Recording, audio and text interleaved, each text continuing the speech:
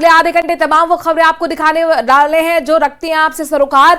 और शुरुआत कर रहे हैं आज की सबसे बड़ी और महत्वपूर्ण खबर के साथ। दरअसल चुनाव आयोग की आज प्रेस कॉन्फ्रेंस होगी। महाराष्ट्र और झारखंड चुनाव की तारीखों का ऐलान किया जाएगा। चुनाव आयोग इन दोनों विधानसभा चुनाव को लेकर ऐलान करेगा तारीखों का। दोपहर 3:30 बजे बताया जा रहा है कि प्रेस कॉन्फ्रेंस होगी जिसमें बड़ा ऐलान होगा।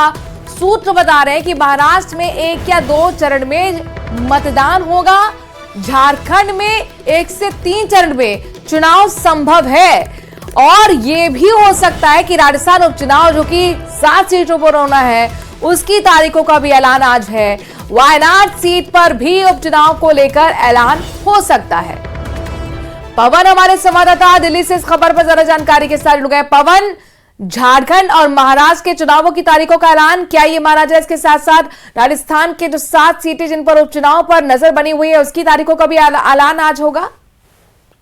देखिए, पिछले कुछ दिनों से लगातार चुनाव आयोग के जो तमाम अधिकारी हैं वो इन दोनों राज्यों का दौरा कर रहे थे और लगातार विधानसभा चुनाव की तैयारियों का जायजा ले रहे थे। जब उन्होंने अपनी तैयारियां पूरी कर ली तो उसके बाद में आज दोपहर को 3:30 बजे उन्होंने प्रेस कॉन्फ्रेंस रखी है। और इस हिसाब से जो जानकारी चुनाव आयोग के सूत्रों के हवाले से मिल रही है कि आज जो है वो सिर्फ महाराष्ट्र और झारखंड जो विधानसभा है उसके चुनावों की तारीखों की ऐलान किया जाएगा। कितने फेजेस में चुनाव होने हैं, किस तरह से चुनाव होने हैं, कितने मतदाता, उसकी पूरी जानकारी जब 3:30 बजे जब चुनाव आयोग जब प्रेस कॉन्फ्रेंस करेगा तो उसके बारे में सब कुछ बताया जाएगा कि किस तरह से आगे इन दोनों राज्यों में चुनाव होना है। हालांकि जो पूरे देश भर के कई सारे राज्यों में उपचुनाव भी होने हैं उसको लेकर अभी कोई जानकारी क्लियर चुनाव आयोग की जो प्रेस आई है। महाराष्ट्र और झारखंड को लेकर क्या एक साथ चुनाव होंगे, अलग अलग फेसेस, कितने फेसेस में होंगे, क्या बता रहे हैं आपके सूत्र? देखिए, चूंकि महाराष्ट्र और झारखंड में हमेशा से 2 से 3 चरणों में चुनाव पूरे होते हुए आए हैं तो इस बार भी कयास यही लगाए जा रहे हैं कि 2 से 3 चरणों में ही इस बार भी चुनाव यहाँ इन दोनों ही राज्यों में कराए जाएंगे। क्योंकि झारखंड में भी कुछ जो एरिया है वो नक्सल प्रभावित है, वहां भी बहुत सारी समस्याएं आती हैं। तो ऐसे में सिक्योरिटी फोर्सेस को ज्यादा वहां एहतियात बरतना पड़ता है। तो उसको लेकर अलग से छोटे छोटे चरणों में छोटे छोटे कुछ विधानसभा सीटों के साथ चुनाव कराना पड़ता है। ऐसे ही महाराष्ट्र का भी जो कुछ एरिया है वहां भी कुछ जो एरियाज है वो नक्सल प्रभावित माने जाते हैं। तो ऐसे में वहां भी कुछ विधानसभाओं का एक क्लस्टर तैयार करके उन क्षेत्रों में विधानसभा चुनाव संपन्न कराए जाते हैं। तो ऐसे में चुनाव आयोग की जो अपनी तैयारी है वो उस हिसाब से की गई है कि जिससे पूरा जो चुनाव है दोनों ही राज्यों में वो शांतिपूर्वक तरीके से संपन्न कराया जा सके। इसको लेकर लगातार चुनाव आयोग के अधिकारी जो है वो लगातार इन राज्यों का दौरा कर रहे थे, जमीन पर जाकर हकीकत की लगातार परख रहे थे और देख रहे थे कितना तैयार है इन दोनों राज्यों में चुनाव को संपन्न कराने के लिए। उसके बाद में आज दोपहर को 3:30 बजे सारी तारीखों का ऐलान हो जाएगा किस तरह से कितने चरणों में दोनों ही राज्यों में चुनाव होना है। जाहिर तौर पर चूंकि महाराष्ट्र में 1 या 2 चरण में मतदान हो सकते हैं, वहीं झारखंड में 1 से 3 चरण में संभव है। हालांकि आपने पवन बताया कि उपचुनावों को लेकर संभवतः आज इस तरह की सूरत नहीं दिख रही है कि ऐलान हो। वायनाड सीट पर भी उपचुनाव हो, लेकिन उपचुनाव को लेकर क्या अलग से चुनाव आयोग प्रेस कॉन्फ्रेंस करेगा कि संभवतः वो तारीखों का ऐलान कब होगा? देखिए, अगर उपचुनाव की बात करें तो जिस तरह से चुनाव आयोग की तरफ से जानकारी दी गई है उसमें सिर्फ महाराष्ट्र और झारखंड के विधानसभा चुनावों की घोषणा की जानकारी दी गई है कि यानी कि उपचुनावों की तारीख की घोषणा की जानकारी अभी चुनाव आयोग के द्वारा नहीं दी गई है। वो संभवतः वो कुछ दिन बाद में चुनाव आयोग प्रेस रिलीज जारी करके जानकारी दे कि जो देश में कई सारे राज्यों में उपचुनाव होने हैं, चाहे उसमें राजस्थान हो या उत्तर प्रदेश हो या अन्य राज्य हो जिनमें जो उपचुनाव होने हैं उनकी जानकारी चुनाव आयोग बाद में एक प्रेस रिलीज जारी करके दे सकता है। पवन, किस तरह की हलचल है? चूंकि जाहिर तौर पर 3:30 बजे प्रेस कॉन्फ्रेंस होनी है, चुनाव आयोग की तैयारियां पूरी हो गई होंगी और हलचल किस तरह की है जरा ये बताएं। देखिए, जाहिर तौर पर चुनाव आयोग ने अपनी तैयारियां पूरी कर ली हैं। लगातार पिछले कुछ दिन से दिल्ली समेत इन दोनों ही राज्यों में लगातार चुनाव आयोग के जो अधिकारी हैं, चाहे दिल्ली मुख्यालय की बात करें या इन दोनों ही राज्यों के, लगातार अपनी तैयारी कर रहे थे। लगातार एक एक चीज की समीक्षा की जा रही थी, पुलिस के साथ या अन्य जो पैरामिलिट्री फोर्सेस है उनके साथ या स्थानीय प्रशासन के साथ लगातार जब तैयारियां पूरी हो गई, जब चुनाव आयोग जो है वो संतुष्ट हो गया उसके बाद में उन्होंने आज फैसला किया कि आज दोपहर को चुनाव की घोषणा कर दी जाएगी। बहुत बहुत शुक्रिया पवन, तमाम जानकारी हम तक पहुंचाने के लिए। नजर बनाए रखिएगा, आगे आपसे अपडेट्स लेते रहेंगे। 3:30 बजे का वो वक्त जब चुनाव आयोग प्रेस कॉन्फ्रेंस करेगा। पवन हमारे संवाददाता बता रहे हैं कि आज झारखंड और महाराष्ट्र के विधानसभा चुनाव की तारीखों का ऐलान है और राजस्थान के उपचुनाव या फिर यूपी के उपचुनाव जो होने हैं उसको लेकर थोड़ा इंतजार करना होगा।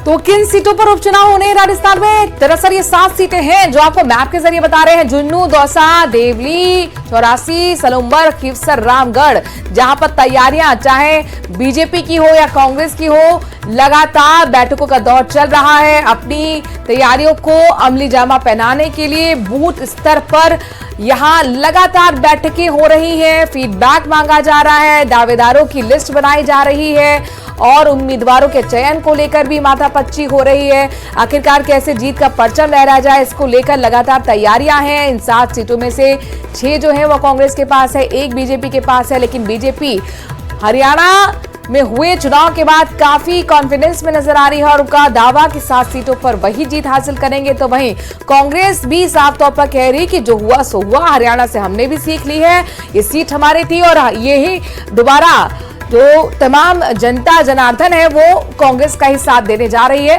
तो यहां राजनीतिक रण, चुनावी रण सज चुका है। इंतजार चुनाव आयोग की को लेकर हो रहा है, प्रेस कॉन्फ्रेंस को लेकर हो रहा है। लगातार इस बड़ी खबर पर नजर बनी रहेगी, हर एक अपडेट आप तक शेयर करेंगे। बहरहाल खबरों में आगे बढ़ते हुए राजस्थान यूनिवर्सिटी से बड़ी खबर का रुख कर रहे हैं, जहां पर आरयू की रिटायर्ड महिला प्रोफेसर का लेटर वायरल हो गया है। 61वें जन्मदिन पर जिंदा नहीं रहूंगी, ये मेरी जिंदगी का आखिरी दिन है, ये पत्र में कहा गया। रिटायर्ड महिला प्रोफेसर ने आरयू कुलपति को लेटर लिखा है। रिटायर्ड महिला प्रोफेसर ने आत्महत्या का प्रयास भी किया था। 15 महीने से पेंशन अन्य लाभ न मिलने से परेशान है ये महिला प्रोफेसर। लवली हमारे संवाददाता इस खबर पर ज्यादा जानकारी के साथ जुड़ गए हैं। लवली, वो पत्र भी आप दिखा रहे हैं जो वायरल हो रहा है, रिटायर्ड महिला प्रोफेसर की तरफ से कुलपति को लिखा गया, क्या क्या लिखा गया है, जरा ये बताइए। देखिए, ये जो महिला है ये रिटायर्ड हो चुकी है, मनोविज्ञान विभाग की प्रोफेसर के पद पर कार्यरत थी और उसके बाद में जब मनोविज्ञान का जो विभाग इनके पास था इनके कार्यकाल के दौरान, तब इन पर आरोप लगे थे कि इन्होंने 15 लाख रुपए का गबन जो है वो किया है। जो गबन की राशि है वो इन्होंने जमा करा दी है। इसके अलावा जो कागजी कार्रवाई पूरी करा दी, लेकिन उसके बावजूद भी इनकी जो पेंशन है वो पिछले 15 महीने से लगातार अटकी हुई है, जिसके चलते बार बार यूनिवर्सिटी के चक्कर काट रही थी। यूनिवर्सिटी में इसकी सुनवाई इनकी नहीं हो रही थी, जिसके चलते कल परेशान होकर के इन्होंने अपनी जीवन लीला समाप्त करने की कोशिश की। और आज आपको बता दें, आज यूनिवर्सिटी में सिंडिकेट की मीटिंग है, जिसमें इनके मामले पर फैसला होना है कि आखिरकार इन्हें दोषी माना जाए या नहीं माना जाए। ये तमाम चीजें तय होनी है। उससे ठीक पहले कल उन्होंने पहले आत्महत्या का प्रयास किया, उसके बाद में देर रात को ये पत्र जारी कर दिया जो सोशल मीडिया पर यूनिवर्सिटी से जुड़ी जो प्रोफेसर्स के ग्रुप हैं, टीचर्स के ग्रुप हैं, उसमें ये जो लेटर है वायरल हो रहा है। अब पत्र के आने के बाद में पुलिस भी हरकत में आई है, यूनिवर्सिटी प्रशासन भी हरकत में आया है, लेकिन हरकत के बाद में अब एक्शन क्या होगा इसका सभी को इंतजार है कि आखिरकार जो महिला 15 महीने से पेंशन के लिए अगर अटकी हुई है मामला या फिर नहीं देनी है, स्टैंड क्लियर नहीं हो पा रहा यूनिवर्सिटी प्रशासन का, जिसके चलते ये महिला अपने हक की लड़ाई जो है वो लगातार 15 महीने से लड़ रही है, यूनिवर्सिटी के चक्कर काट रही है, लेकिन सुनवाई नहीं होने की वजह से, परेशान होने की वजह से जो है पूरा जो लेटर है वो कुलपति के नाम लिखा गया है। उनकी तरफ से अब तक कोई बयान सामने आया? और ये भी बताइए, महिला प्रोफेसर को क्या अभी निगरानी में रखा गया है? देखिए, महिला प्रोफेसर अपने घर पर है। कल पुलिस ने उन्हें आत्महत्या का प्रयास में जब उन्हें यहाँ से डिटेन किया था तो उसके प्रयास को रोका था। उसके बाद में उन्हें परिजनों को सौंप दिया था और नए कानून के तहत कोई मुकदमा भी नहीं बनता, तो ऐसे में वो उनके घर पर ही उनको अपने परिजनों को सुपुर्द करके आ गए थे।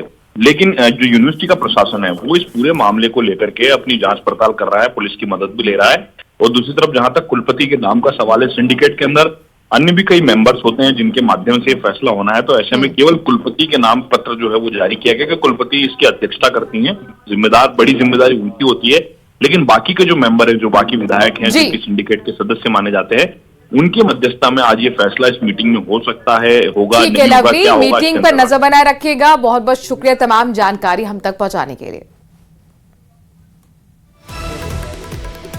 अनूपगढ़ से बड़ी खबर आ रही है, जहां पर घरसाना में चोरी का आतंक देखने को मिला है। चोर लगातार यहां पर सूने मकान को निशाना बनाते हुए नजर आए हैं।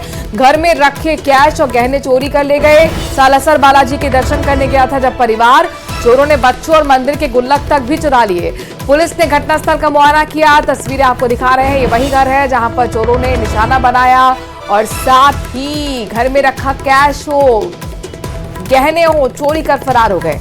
बड़ी बात यह है कि चोरों ने बच्चों की गुल्लक तक नहीं बख्शी, मंदिर की जो गुल्लक होती है उसमें से भी रुपए चुरा लिए। ये परिवार दरअसल सालासर बालाजी के दर्शन करने के लिए गया था। उस दौरान चोरों ने इस घर को निशाना बनाया और लूटपाट की। कोटा जिले में रेजिडेंट डॉक्टर्स 2 घंटे के कार्य बहिष्कार पर हैं, लेकिन संभाग के सबसे बड़े मातृ शिशु अस्पताल जेके लोन में ओपीडी के साथ इमरजेंसी में लगातार ड्यूटी दी जा रही है।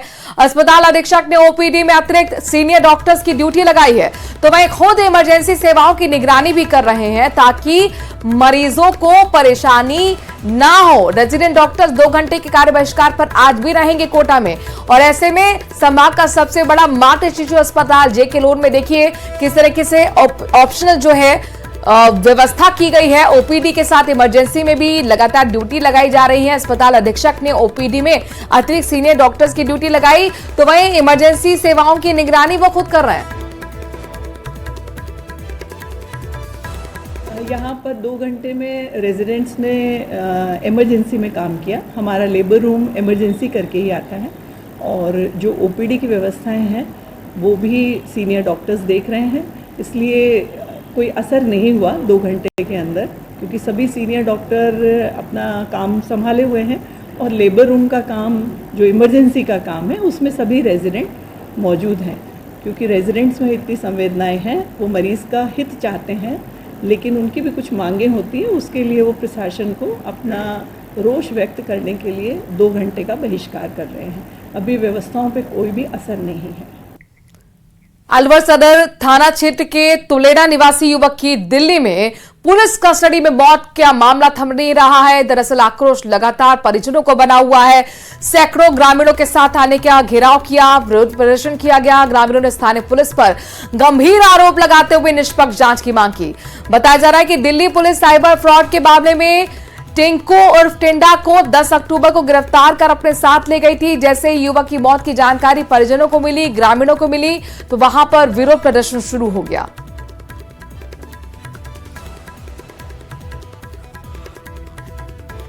जैसा कि आपने भी अपने थोड़ा से पेट्स एंड बाइट में दे दिया, साइबर द्वारका की टीम जो है वो 10 तारीख को सदर थाने के अंदर आई थी, और उन्होंने एक पर्टिकुलर मुलजिम, टिंडू नाम का जो मुलजिम था, उसके लिए हमसे मदद मांगी थी, इमदाद मांगी थी, जिसके अंदर उसको जो है दस्तयाब करके उनको हैंड ओवर किया गया, जिसका लीगल पूरी तरीके से रोजनामचे वगैरह में रपट भी डाले। आज इनके परिजनों के पास में इंफॉर्मेशन आई है कि उसकी डेथ हो गई है। अब डेथ के क्या कारण रहे हैं, क्या नहीं रहे हैं, वो सारी बात तो जैसे ही वहाँ पर जाया जाएगा तो पता चलेगा। घर वालों का जो प्राइमा फेस, क्योंकि हम लोगों का थाना तुलेड़ा के लिए जो सदर का थाना है वो मेन थाना पड़ता है, तो इनके जितने भी ग्रीवियंसेस थे और जितने भी इश्यूज थे उसको हमने सुना, और इनकी जो जो चीज़ें थी उसके ऊपर इनको एक्सप्लेन करके, समझाइश करके इनको भेजा गया।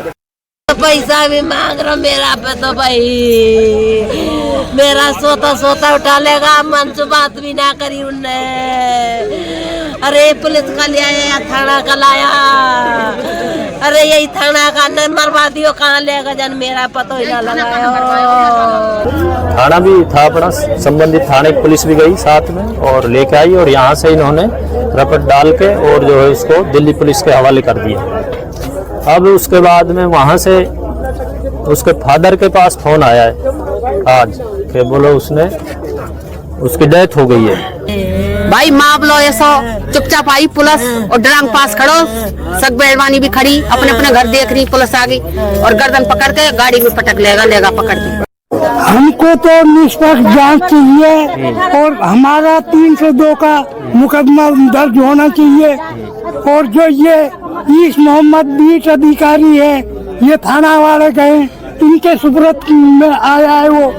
तो जैसलमेर के गीता आश्रम बस्ती के एक भूखंड पर नगर परिषद के अतिक्रमण हटाओ दस्ते की कार्रवाई के विरोध में सोमवार को देर रात तक जमकर बवाल मचा। जिस परिवार को भूखंड से हटाया गया उसके महिला और पुरुष सदस्यों ने पहले कार्रवाई का विरोध किया, और बाद में इसी परिवार का एक सदस्य पास में स्थित एक टावर पर चढ़ गया, जिसे उतारने में पुलिस और नगर परिषद सहित अन्य अमले को बड़ी मुश्किल सामना करना पड़ा है। टावर से नीचे उतारकर युवक को पुलिस ने हिरासत में लिया। विरोध करते हुए लोगों की पुलिस और परिषद के अमले से कई बार बहस तक हुई।